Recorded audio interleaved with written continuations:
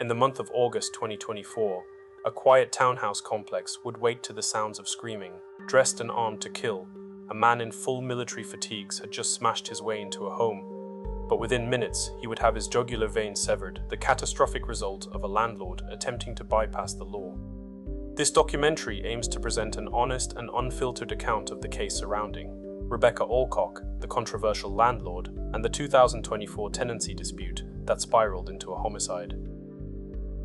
On the afternoon of August 31st, 2024, 40-year-old Finauga Fahatoya, known to those as Lee, rode his motorcycle to a new-built townhouse on Tamuri Place in the Auckland suburb of Mount Wellington.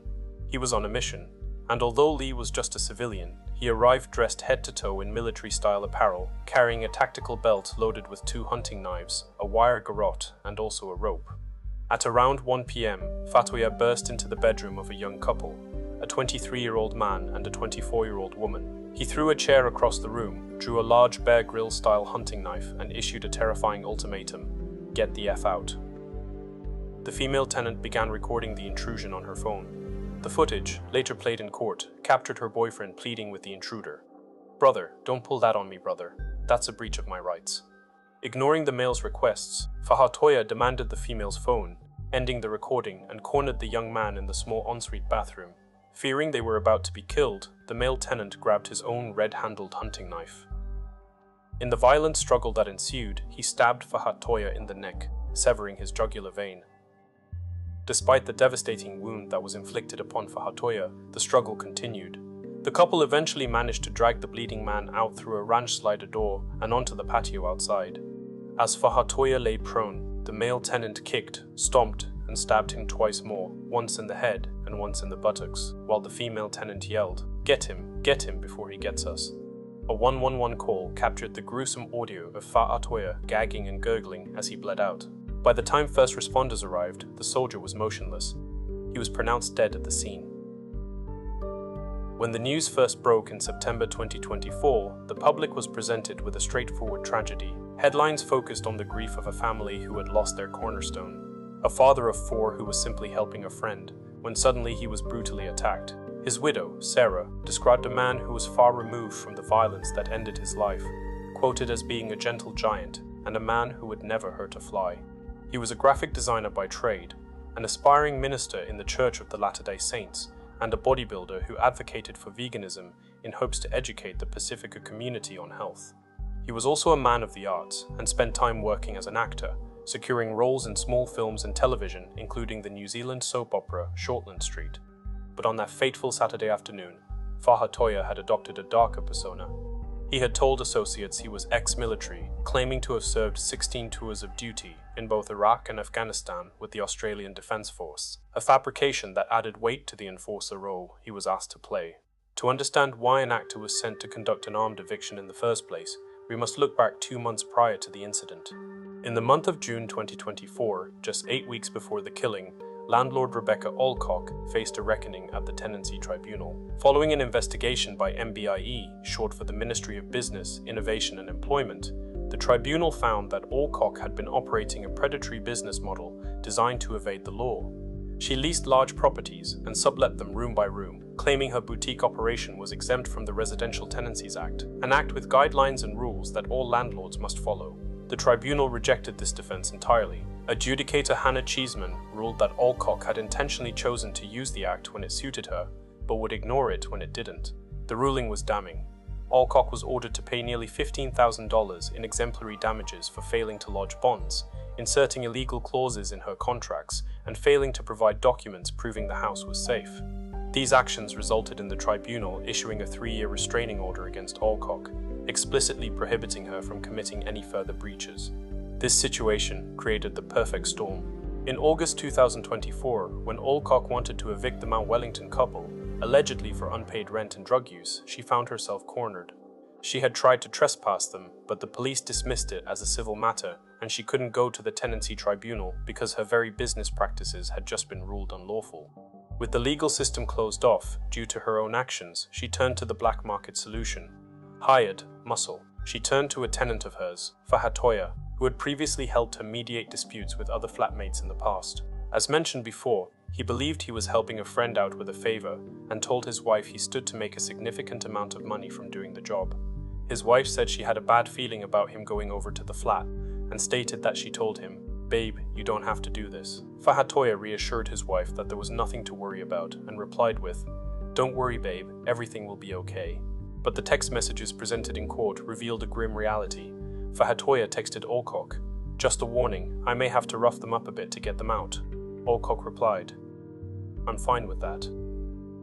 The police investigation quickly pivoted from a standard homicide inquiry to untangling this web of coercion. Detectives found that Fahatoya had not just gone to chat, and that his tactical belt and weapons suggested a man with premeditated intimidation on his mind. The investigation also revealed a toxic stalemate, with the couple refusing to pay rent and Allcock powerless to evict them legally. However, she still decided to send them a threatening text that she would call on tenancy services and get them removed. A shallow, legless bluff she couldn't back up, because involving tenancy services would expose her own shady practices.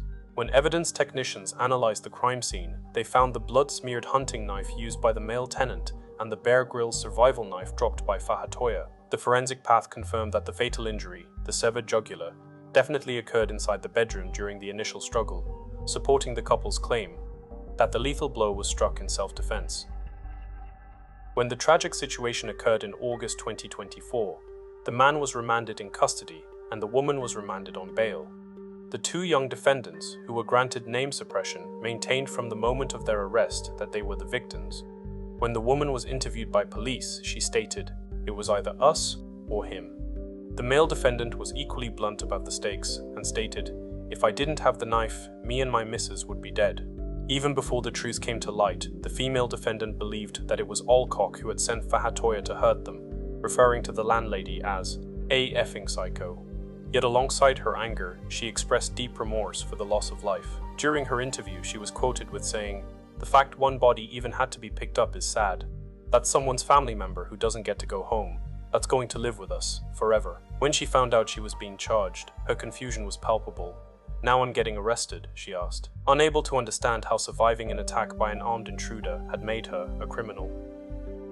In the month of October 2025, the trial began in the Auckland High Court before Justice James McGillivray. The Crown prosecution, led by Claire Patterson, argued that the couple had crossed the line, calling the violence on the patio, where they kicked and stomped the dying man, as gratuitous and intended to kill. But the defense, led by Philip Hamlin, placed a heavy emphasis on the landlord, Rebecca Allcock, and claimed she had manipulated Fahatoya out of selfishness and greed and used him as a weapon to enforce her will. The defense then painted a picture of sheer physical disparity. The jury was told that Fahatoya was a physically imposing figure, standing 6'2" and weighing 115 kilograms. The female defendant captured the terror of this mismatch in her previous police interview. "What are you supposed to do when a big-arse man like that is charging at you with a knife?" Hamlin also revealed that after Fahatoya had backed the male tenant into the ensuite, he began attacking the woman on her bed and argued that the boyfriend intervened only to save her. Crucially, the defense detailed how Fahatoya kept fighting even after his jugular was severed, punching and biting the boyfriend while they wrestled on the floor. Even as he slowed down, he began groaning about reinforcements and calling in the troops, convincing the terrified couple that more attackers were on the way.